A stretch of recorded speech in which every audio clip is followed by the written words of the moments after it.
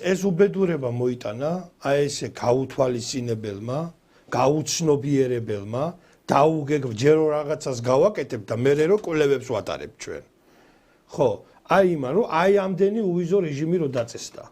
აი ასეთი უვიზო რეჟიმები ასეთ ქვეყნებთან, სადაც 200 და 300 მილიონი კაცი ცხოვრობს. 200 და 300 მილიონი. აი ეს კატასტროფა მოიტანა და თქვენ აბსოლუტურად მე ამას წინა თქვი ეთერში. 5 წელია საჭირო. 5 წელი. საქართველოში დაიწყება ის, რაც ხდება შვედეთში. რომ ღამის საღამოს 7 საათის შემდეგ ქუჩაში ვერ გავა. თეთრკანიანი, თორემ გააუპატიურებენ. ქუჩაში. არაბები, ავღანელები, ირანელები, ну ძირითადად არაბებზეა ლაპარაკი.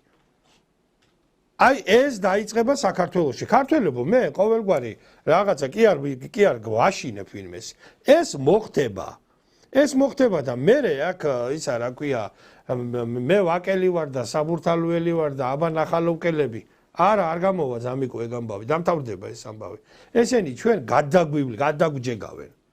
ხო ხედავთ აი ეს პატარა ბავშვი რო სოციალურ ქსელებში ვრცელდება ვირუსულად ის ვიდეო რომ იგინება პატარა ბავშვი სტადიონზე ვეღარ შევსულვარო ვერ მითამაშნიაო და არაბები თამაშობენ ფეხბურთს. ქართველების ადგილი აღარ იქნება. ეხლა ხო სტადიონებზე აღარ არის და მალე სახლებიდანაც გამოგვრეკავენ. გამოგვაგდებენ იქედან. ხო და აი ამას სჭირდება მიხედეთ ამას. დააწესეთ სავიზო რეჟიმები.